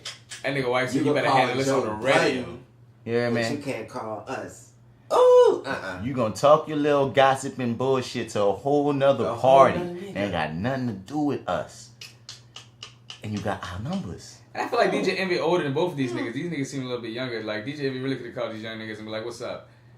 Nah. They don't seem that young to me. They seem about the same age as DJ Envy. Especially Really? especially Mero. That picture is perfect. I think Mero just been in jail. You like a fucking penitentiary. But thank you for that, because now we're invited to Joe Budden's taboo night. Oh, that's gonna be lit. You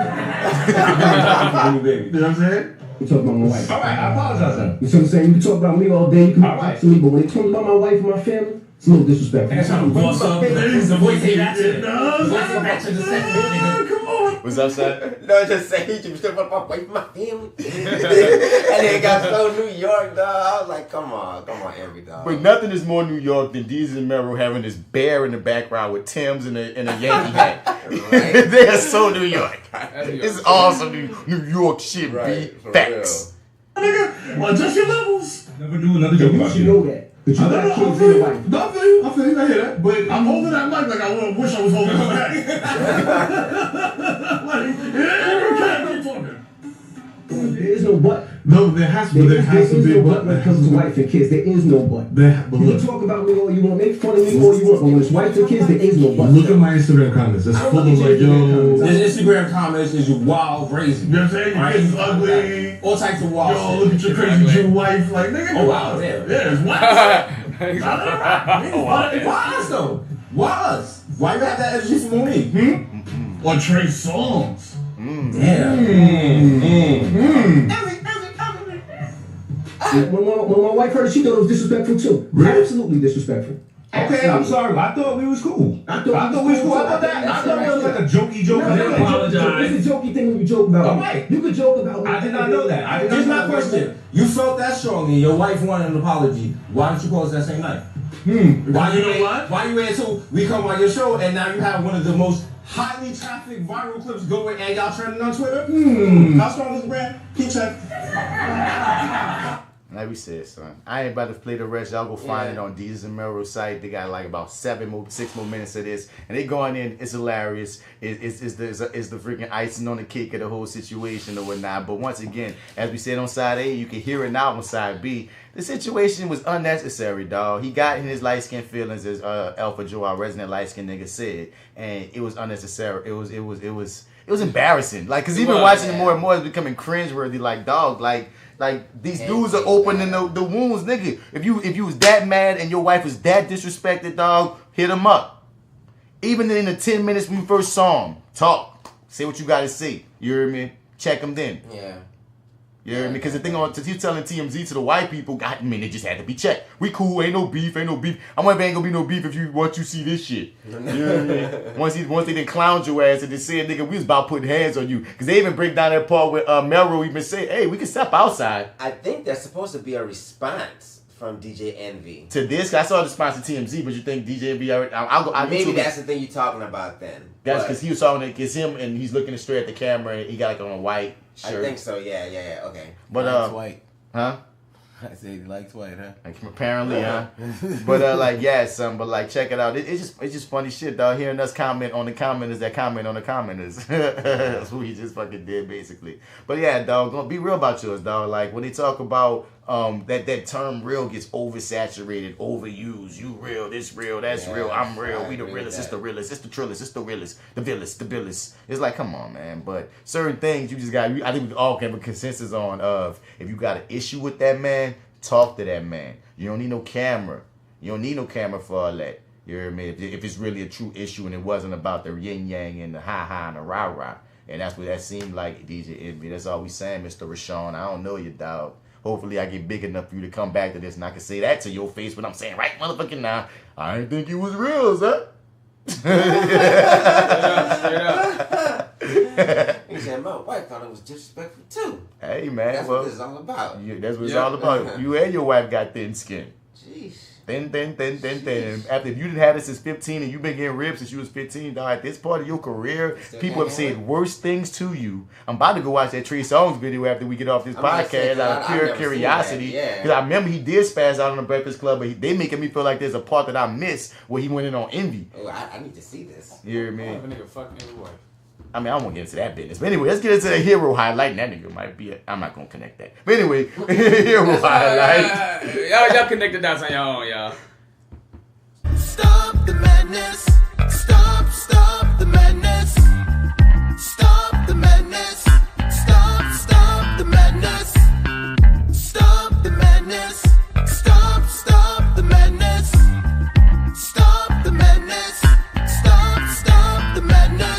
So first up on the Hero Highlight, I'm gonna shout out Erica Alexander, and she's providing our necessary living single breakdown. We are living single in the 90s kind of world. I'm glad I got my girl. Keep your head up, boy. Keep your head up. That's right. Yes. I need somebody to listen to all the episodes of the Fly with Bats podcast and tell us how many times we've sung the Living Single theme song. We need to get a counter on that. Hey, we're definitely fans. It's on Hulu now. I'll be watching this sometimes. I'll be watching the bitch on Hulu. I'll be watching this. Absolutely. It's nostalgia. I watch it on Bounce TV. Okay. Where it's been coming out. Okay, he's the hipster of Living Single. I was watching the reruns of it before y'all was watching the reruns of it. What? Niggas. There's not even the reruns, the reruns. Right. Because they've had so many reruns. We got reruns on reruns. So apparently, Erica Alexander, the show's Maxine Shaw, she's starting her own production company that's specifically dealing with definition of diversity and inclusion. She says 30 years in the making. I've always felt like since I started in the business that there weren't enough roles for black people, especially black women. At around 18, I started writing and to learn how to write because I thought the quickest way was to be a creator, which is real.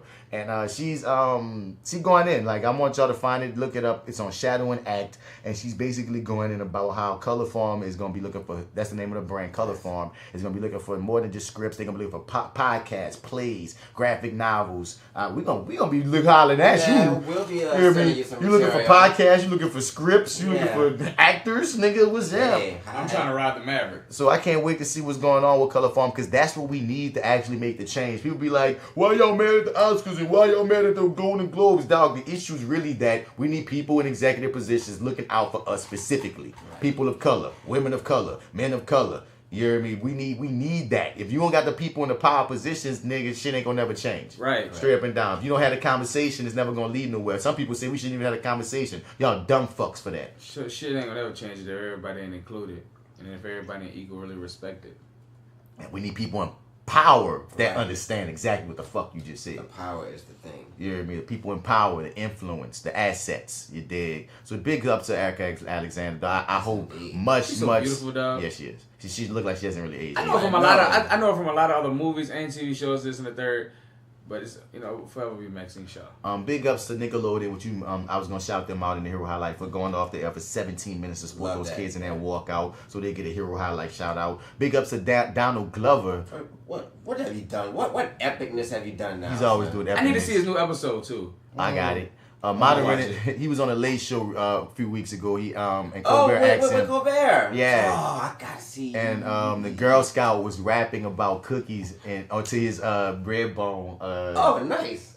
Beat. So he was so impressed that he bought all her cookies from her. Of course. It was like she reached her cookie goal because he bought every cookie that she had. Mm-hmm. And I was like, man, Donald Glover. Like I said, whenever they got that meme that goes up about what celebrity you wish was your friend, him. Donald Glover. I wish Donald Glover was my partner. I want him. I wish he was my friend. He just seems like a cool nigga. Like fuck with all the crazy shit he does. Yeah. He just seems like a cool ass nigga. I really do. You feel me? Like let's smoke down.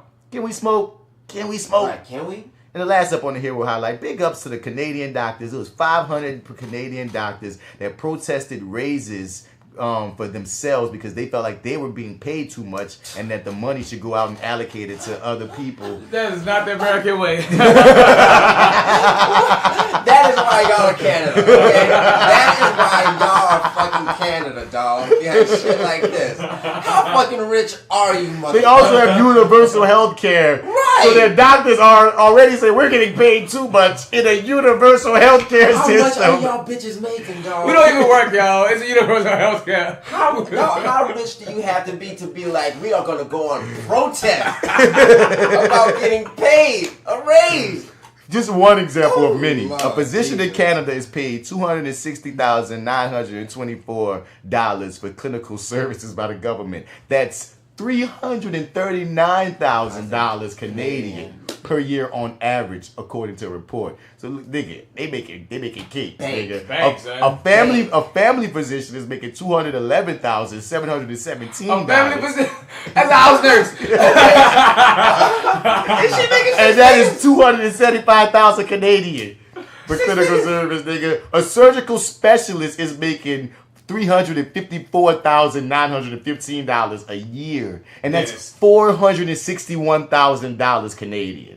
Yeah, so after I work 1 year, I'm gonna buy a house. Then And I'll quit. I'm quitting. a car next year. Like I'm quitting. You work 2 years, you could quit life. Like nigga, quit. you could quit everything if you wanted, nigga. That is ridiculous. So big up to y'all Canadian doctors. No, fuck y'all. What are y'all doing? No, seriously, shout out to y'all. But goddamn, can I borrow $20 fucking? Fuck. Y'all must be nice. That's the niggas who weed I won't smoke. Let a nigga come to America with that doctor shit, boy. weed. Let a nigga come to America and be like, dog, we gonna raise y'all all up. Taking it. Ain't no American doctor gonna be like, I'm gonna give up some of my money and go and get some. Oh, y'all want some more poison? I got y'all. Here's my bank account number. Here's my route number. Look, y'all can direct that shit right now. Oh man, that's funny. So yeah, that was a hero highlight. We reached the end of episode 48, side B. Word. Man. Side B.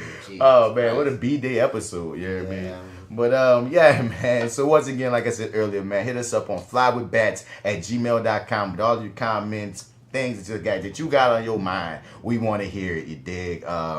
Subscribe to us, like us, share us, let your people know to talk to us, holler at us, subscribe to us, listen to us. We on your iPhone, we on your computer, we everywhere that podcast can be. Yes.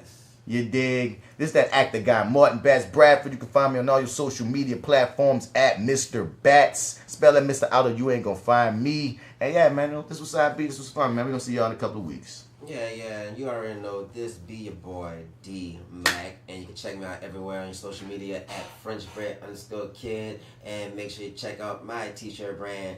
You dig? It's pretty neat, and yeah, thank you for flying with us today. War nah, pass that wine. It's your boy AlphaJoe, fresh out of the gumbo. And if you're out in the streets and you're looking for me, you can find me on Facebook at Joseph Alphaman Pines, Instagram Alexander the 83, and for side B, BATrick'S Day, we out this bitch. And your boy Him, you dig? Raheem Glaspy, find me at _the_Glaspy on all your social media platforms. Yeah, man. Hashtag your favorite potty mouth pothead podcasters. You hear me? Yeah. We out here. We out here. Yeah, we see a lot of curse words, smoke a lot of weed, and get to the point. We out here. We out here. We out here. Roll up, nigga. Roll up. Smoke green today. It's St.BATrick'S Day, bitch. You got your green? You hear me? We don't drink green. We smoke it. Dirty little bitch. Fuck Patrick. Chillin' on the couch, hand on my pouch, just waking up, watching Homeboy House. Thinking about the day I had to press rewind, play. When I say being a doctor was my goal, ambition, thing I wanted to be. Until I learned the work that it took, and I would be in infinite debt. Then I imagine myself 80 years old, dead with debt over my head. Too much doubt, gotta go another route. Once I got on the music, I ain't never getting out. I envision my life and how I'ma live it out. Kids and a wife, I hope I figure it out. So until then, rule 10, gotta wrap it up, cause life moves on even if we get stuck. So I turn back on the tube, now I'm on the cool, watching set it off, wishing I would make moves. The tipo was a fool, but the blues, it will hit ya. So you stay inside so them bullets might miss ya. You can get your ish ya. Any single day, make beats at my home so I never fade away. Learning notes and keys, I gotta sit alone. I used to pray to God, but we don't get along. Preachers and believers trying to turn me around, but I should still be proud even if I'm not down with G.O.D. My real F-A-T-H-E-R, not in my vision of tomorrow. He's still living, never forgiving. I oughta try and get along, but twice he ran alone, so now I stand alone. But I ain't lonely. Wheat, cheese, and turkey used to be baloney. Smart kid growing up, adapted in an instant. Winning every day, see my past in the distance. I don't regret a thing, cause I love my existence. Kinda militant, but that's just sentiments from living this life. Still got an open mind. People surprised I never been shot or did time. Step out on the porch, nothing never changed. Stuttering Jerome, old girl, what's her name? There go old Missy. Look at Miss Barbara, and the lady who made the frozen cups daughter. Yeah, I got smarter. Learned from the dumb, been in my own lane, just never had my own drum. Used to rap about clapping, they never had a gun. I was just imitating, but with a little patience, I'm 3 years ahead of my time and stimulating for me to imagine what would have happened if I was saving like every week. Cause living off pennies ain't sweet, it's bitter. You can be my nigga, but they don't mean that you fam. Trust is like putting a loaded 48 in the hand of a woman or a man who got ulterior plans. Now you're looking at your casket, the invisible man. Cars and the glam and entertainers demand. Isn't what I need, have me like Joe Queen, Phoenix. I'd rather never have an image, but shout out to the ladies in Jits, whoever did it. I ain't a known rapper, but I represent it. Up on this track, New Orleans to the ending. Looking at a picture, the past feels near, but I'm living in the now and she sold last year. Gotta go to work, do I wanna go to sleep? Been up all night with this beat on repeat, but life don't wait and money don't make itself. I need stability, but what I want is wealth.